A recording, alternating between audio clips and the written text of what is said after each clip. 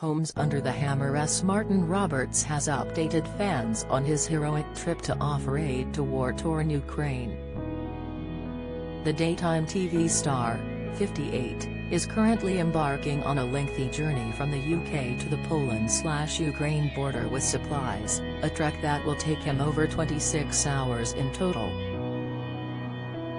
Taking to Instagram on Sunday morning, the BBC presenter told his followers he had managed a few hours' sleep, after originally attempting to drive the whole way without stopping.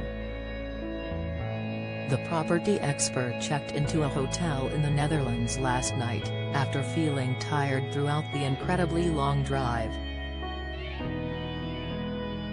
Martin explained he was preparing for the second leg of his quest on Sunday morning, another 13-hour drive across Germany and Poland in order to reach the Ukraine border and provide those in need with supplies. The dad of two has confessed he feels a massive responsibility to deliver the precocious supplies, and he hopes to donate to those who have been displaced in the next 24 hours. Since Russia forces invaded neighboring country Ukraine last month, many Ukrainians have been forced to flee their homeland and seek refuge in other countries. More than half of all refugees who have left Ukraine are in Poland. So, if there are 5 million, just imagine that we get to 5 meters, Poland's president predicted when talking about the crisis to BBC's Sunday morning show. In the wake of Russia's invasion, generous Britons have donated vital supplies and money for the thousands of Ukrainian refugees arriving across the border. Following appeals for help as families flee their homes in Kyiv and other major cities, there has been a massive outpouring from people wanting to help out, including Homes Under the Hammer star Martin. Speaking in his latest social media update, the presenter updated fans on his progress, as he makes it his mission to help those impacted by Vladimir Putin's senseless attacks on Ukraine. "I've managed a few hours sleep and yeah, it's a really tough day today, it's another 13 hours on the road," he told his followers in the video shared to both Twitter and Instagram. "Probably the longest day's driving I've ever done, all the way down through Poland and a large portion of Germany. Lots of music on the stereo, lots of wine gums, and probably bits of Red Bull. Lots of Red Bull," he continued, "we'll just get on with it. The thing that keeps me going is that there are people that are waiting, although they don't know they're waiting yet. They're there and they don't know we are coming, but we are, with these really important supplies. I feel quite a responsibility. A massive responsibility. But we'll just get there." Martin's update comes after he emotionally filmed himself outside a Costco, confessing he felt helpless amid the heartbreaking crisis that has seen over 1.5 million Ukrainians fleeing their home country since President Putin began a string of terrifying attacks on February 24, 2022. The TV star broke down in tears as he revealed he had been unable to bulk buy Calpol for Ukrainian children from the retail store. Martin claimed he was allegedly only permitted to purchase 2 bottles of Calpol at a time, something that frustrated him as he tried to purchase much-needed supplies. He explained how fellow shoppers helped him purchase some additional bottles and everybody is trying to do their bit to help those in crisis. So whatever small step you can take to do your bit, just do it. Because even a couple of bottles of these might help, he added in the moving video. So do that for me, alright?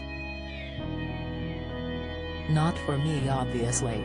Do it for them. Because this is actually, if you think about it, going hopefully into the mouth of a child that needs it. He concluded, "A homeless child who's now wondering what the hell's going on in some refugee camp somewhere. Anyway, you get the idea." Sorry. Martin's heroic efforts come as the UK's response has been slow in the face of the biggest refugee crisis in Europe since the Second World War, with around 2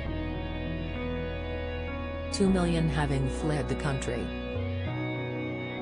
Ukrainian death toll as Russian invasion sparks bloodshed. The unprovoked invasion of neighboring Ukraine by Russian forces on the command of President Vladimir Putin has sparked bloodshed and chaos. With Putin's troops shelling cities across Ukraine and the nation's army vowing to fight to the death to defend their land, observers fear the death toll will be enormous.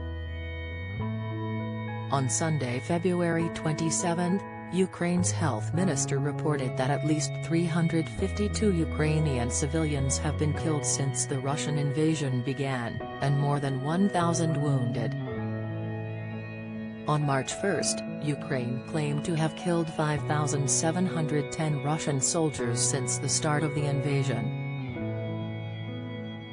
These claims have not yet been independently verified, but a human rights monitoring team from the United Nations has confirmed more than 500 civilian casualties in Ukraine. At least 136 people have been killed, including 13 children, a UN report showed on Tuesday. Bachelet, addressing the opening session of the Human Rights Council in Geneva, previously said, most of these civilians were killed by explosive weapons with a wide impact area, including shelling from heavy artillery and multi-launch rocket systems, and air strikes. The real figures are, I fear, considerably higher. It comes as Ukraine's president accused Russia of state terrorism on Tuesday after the indiscriminate bombing of Kharkiv. On Friday, Technology Minister Chris Philp said the details of plans to allow Ukrainian refugees to come and stay with British families will be set out in the very near future. He told Sky News, "We're going to be making announcements in the very near future about a scheme for UK local authorities, and indeed UK families, to welcome Ukrainian refugees. We've announced that principle, and the details of how that scheme works will be laid out in the very near future." Want all the latest news and analysis from Ukraine? Sign up to our World News Bulletin here.